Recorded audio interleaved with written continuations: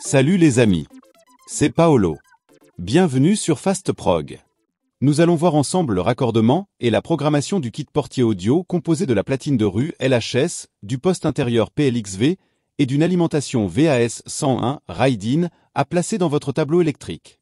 Retrouvez les notices en scannant les QR codes actuellement à l'écran ou en description de la vidéo. Je vous laisserai à la fin de cette vidéo des liens vers des tutos de mise en service de différents automatismes camés. Pensez à vous abonner afin de rejoindre notre équipe d'installateurs et dire adieu aux galères face au matériel camé.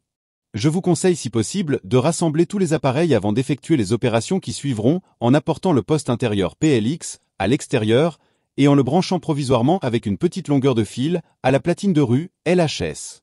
Ainsi, vous n'aurez pas besoin de faire des allers-retours entre les postes pendant la programmation et cela vous permettra par la même occasion de vous assurer du bon fonctionnement du matériel. Une fois la programmation effectuée, il ne vous restera plus qu'à raccorder vos postes à leur place définitive. Le fait de les débrancher et de les rebrancher ensuite à l'endroit souhaité ne les déprogrammera pas. Assurez-vous tout d'abord d'avoir mis hors tension votre automatisme.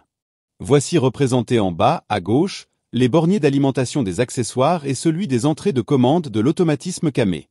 À droite, une alimentation électrique 230 volts. Plus haut, le transformateur livré avec votre kit interphonie. À côté, la platine de rue, LHS. Et à gauche, l'interphone main libre, PLX vidéo. Voici représentés les borniers des appareils. Occupons-nous du raccordement. La phase est le neutre de l'alimentation 230 volts sur les bornes du primaire du transformateur. La borne de droite du secondaire du transformateur sur la borne plus du LHS. Et la borne de gauche du transformateur sur le moins du LHS. Celle-ci nous permettra d'alimenter notre LHS en 18 volts continu. Puis utiliser une paire de fils torsadés comme indiqué pour la liaison entre les deux postes interphonie sur les bornes B et B-out. Si vous ne prévoyez pas de raccorder votre platine de rue à la carte camé pour la commande d'ouverture du portail par l'interphone, vous pouvez passer à la programmation du système que je vous explique dans une minute. Et pour ceux qui souhaitent commander le portail grâce à l'interphone, voici quelques informations avant d'effectuer la suite du raccordement. Le bornier de commande représenté reprend toutes les bornes qu'il est possible de rencontrer sur les cartes électroniques camé. La vôtre comporte peut-être que le 2, 3, 3P et 7. Ou seulement le 2, 3P et 7. Peu importe, elles auront toujours les mêmes fonctions. Vous pouvez d'ailleurs les tester avant de raccorder vos commandes interphonie en effectuant une impulsion à l'aide d'un fil entre les bornes à tester. 2.3 commandera l'ouverture uniquement. 2.3P commandera l'ouverture partielle. 2.4 commandera la fermeture uniquement. Et 2.7 commandera alternativement l'ouverture et la fermeture. Vérifiez si besoin dans la notice de votre automatisme l'éventuelle possibilité de configurer vos entrées de commande. Nous utilisons le plus souvent la commande 2.7 afin de pouvoir ouvrir et fermer le portail. Il y a plusieurs façons de raccorder votre LHS à la carte de commande pour piloter votre portail, et il est possible également de raccorder un circuit d'éclairage, par exemple.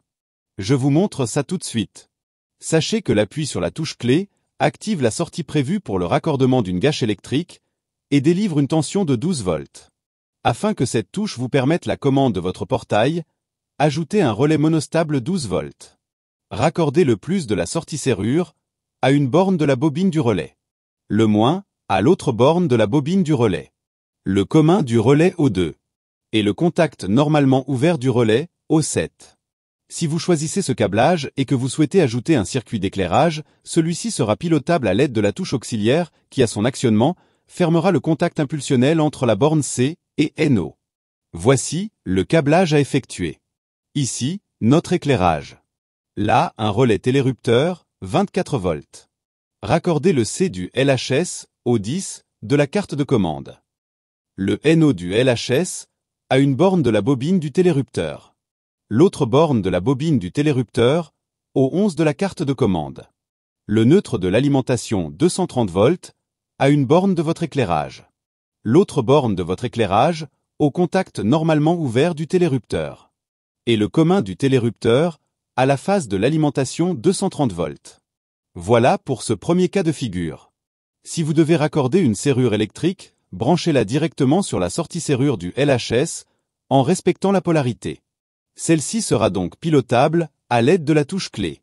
Aussi, si votre installation est équipée d'une serrure pour un portillon par exemple, et que vous souhaitez également commander un portail, raccordez le C du LHS au 2 de la carte de commande et le NO du LHS au 7 de la carte de commande. Le portail sera donc piloté grâce à la touche auxiliaire.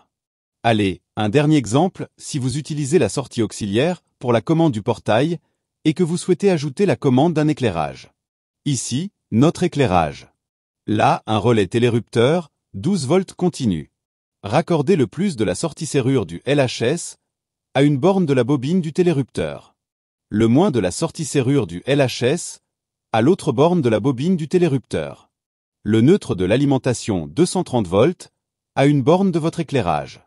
L'autre borne de votre éclairage au contact normalement ouvert du télérupteur. Et le commun du télérupteur à la phase de l'alimentation 230 volts. Je crois que ça suffit comme ça, j'arrête de vous embêter avec mes nœuds de fil dans tous les sens. Passons à la programmation. Appuyez entre 3 et 6 secondes sur le bouton prog du LHS, puis relâchez. Les LED des touches d'appel, ainsi que les symboles de combiné de téléphone clignoteront, la LED prog restera allumée fixe. Nous sommes en mode programmation du nombre de touches d'appel. Appuyez sur P1 pour configurer 2 touches doubles à bascule pour un maximum de 4 appels, dans le cas où vous avez au moins 3 PLX. Appuyez sur P2 pour configurer 2 touches simples pour un maximum de 2 appels, dans le cas où vous avez moins de 3 PLX. À cet instant, le voyant LED prog et le symbole de porte clignotent, les touches d'appel restent allumées fixes. Nous sommes maintenant passés en mode appairage des touches d'appel, avec le poste intérieur. Appuyez en même temps sur la touche comportant les 2 points, et la touche clé du PLX. Le poste émet un premier bip à l'appui, puis un deuxième. Vous pouvez relâcher les touches. Revenons sur la platine de rue, et faites un appui sur le bouton d'appel. Si tout va bien, le PLX émet de nouveau un bip. Pour sortir du mode programmation, faites un appui sur le bouton prog du LHS. La LED s'éteint. On essaie? Appuyez sur le bouton d'appel. Le PLX sonne. Appuyez sur la touche téléphone, dialoguez afin de tester la communication. Puis appuyez sur la touche auxiliaire, car dans notre exemple, nous avons raccordé la sortie auxiliaire directement sur le portail. Le PLX envoie l'information par la connexion bus au LHS, qui fermera le contact sec impulsionnel, provoquant la fermeture du circuit entre les bornes de 7. Et comme nous l'avons vu plus tôt en testant nos entrées de commande, le fait de fermer le circuit entre les bornes 2 et 7 active la commande d'ouverture ou de fermeture, selon la position du portail. Si la fonction de fermeture automatique est activée sur votre automatisme, alors pas besoin de rappuyer sur la touche clé pour refermer le portail. Vous pouvez terminer la conversation en rappuyant sur la touche téléphone. J'espère que cette vidéo vous a permis d'effectuer votre installation sans difficulté.